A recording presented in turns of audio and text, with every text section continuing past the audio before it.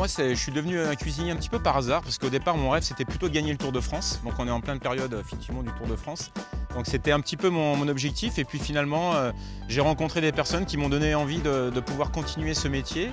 Alors au départ, ça change, hein, puisqu'on est sur un vélo, puis après on passe en cuisine. Mais je dirais, l'esprit de compétition m'a beaucoup animé dans ce métier-là, et ça m'a donné l'envie d'aller toujours plus loin et d'apprendre avec les meilleurs pour pouvoir avoir la chance d'avoir le parcours que j'ai eu.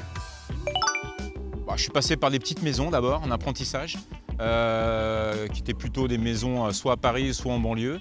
Et puis après, j'ai travaillé dans des maisons un peu plus étoilées, un peu plus reconnues dans le centre de Paris. Et puis j'ai travaillé dans 2-3 étoiles Michelin, après j'ai travaillé dans des hôtels.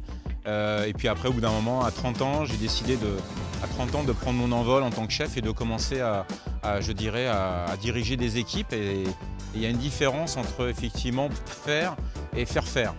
Et j'ai pris énormément de plaisir à manager des équipes et à structurer aussi des équipes pour aller chercher un objectif. Et là, forcément, ça a rejoint un petit peu mon tempérament de sportif, puisque on construit quelque chose pour aller vers une conquête. Et ça, c'était très excitant, je dirais, en cuisine.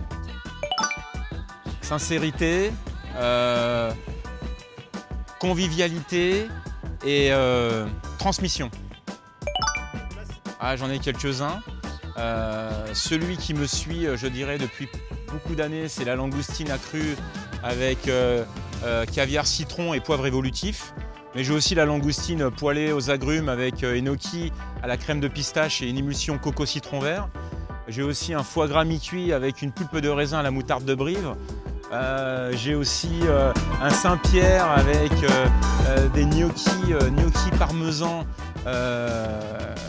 et une sauce tomate avec des olives. Donc en fait, les plats signatures, j'en ai cumulé pas mal depuis des années.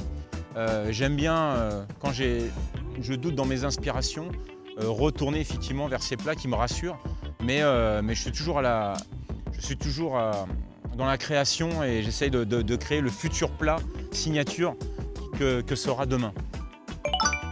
Un bon plat, ce sont des ingrédients, c'est une recette, c'est surtout de l'émotion. Voilà. Important de raconter une histoire avec un plat, de pouvoir le partager au plus grand nombre et que ce soit lisible.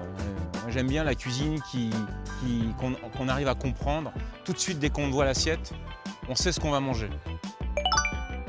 C'est un métier qui procure beaucoup d'émotions, ça demande beaucoup de travail, mais ce qu'il faut regarder surtout, c'est vraiment ce qu'on donne. Voilà. Il ne faut pas penser à faire ce métier-là pour recevoir. Il faut donner, donner, donner. Et puis quand vous donnez et que vous travaillez et que vous êtes dans la sincérité, dans l'humilité et dans le partage, je dirais, on reçoit énormément d'amour de nos clients qui aiment bien manger, qui aiment bien justement ces valeurs de convivialité et de partage. Donc je dirais, lancez-vous, essayez d'être vous-même, n'essayez pas de ressembler à quelqu'un. Vous pouvez avoir des mentors, des personnes pour qui vous avez de l'admiration. J'en ai eu aussi quand j'étais plus jeune, j'étais admiratif de certains grands chefs, mais pas uniquement. Je pense que ce qui est important, c'est d'être en phase avec vous-même, mais surtout de croire en vous.